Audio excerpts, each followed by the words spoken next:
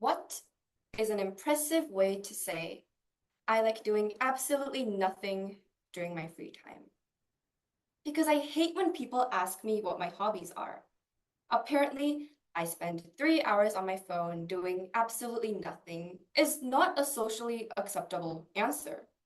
So instead, I feel like I should tell you that I play competitive tennis, learn Mandarin for fun, read Russian literature, and spend my weekends perfecting the art of sourdough bread. But if it's my free time, why do I feel like I have to be productive with it? Or I'll be criticized? I assume this feeling is universal to many of us. It is that we no longer feel free enough to be honest about it. And that's a symptom of a much larger problem. Many of us no longer experience genuinely free time.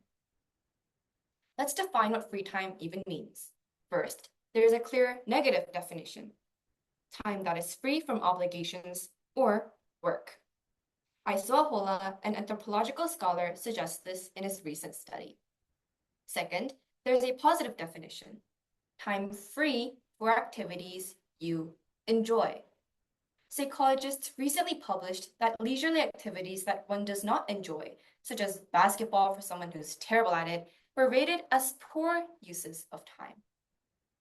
Just these two simple definitions of what makes good free time suggest that most of us do not have free time. We feel a duty in our free time. We do not enjoy our free time. Why? The two major obstacles are productivity and performativity.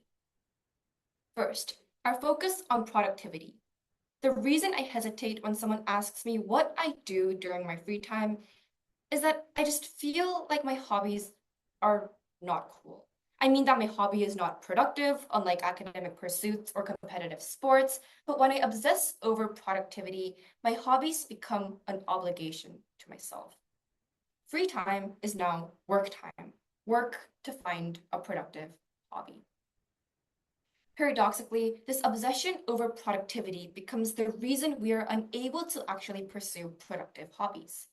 Doom scrolling comes as the result of the optimization trap, which is when trying to find the perfect or most best method actually prevents you from completing a task, which is just resting in this case.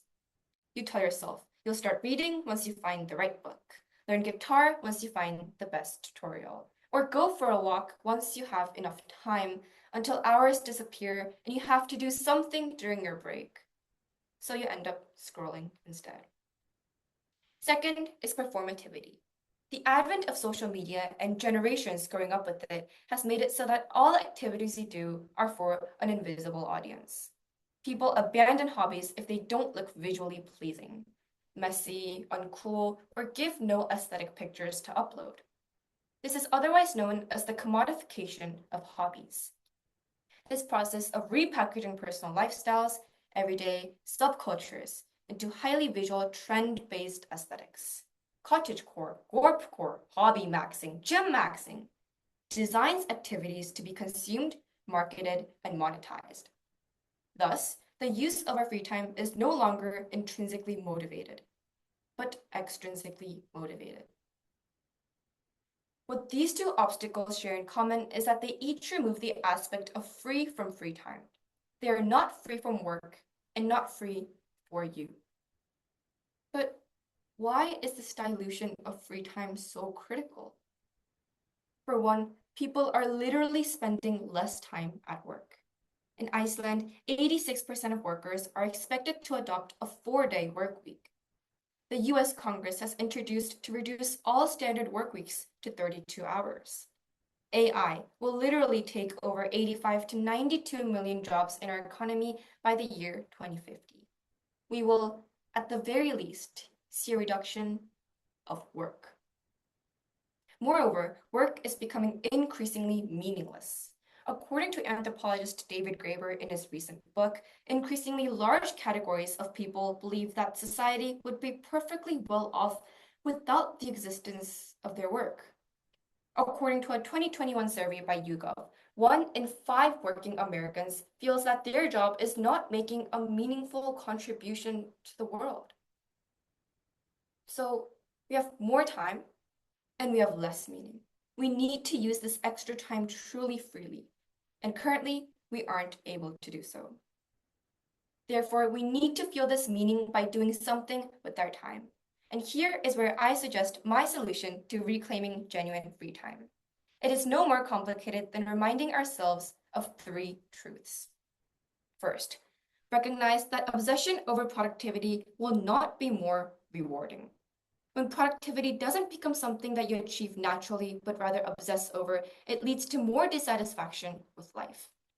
Therefore, the solution is simple. Do nothing.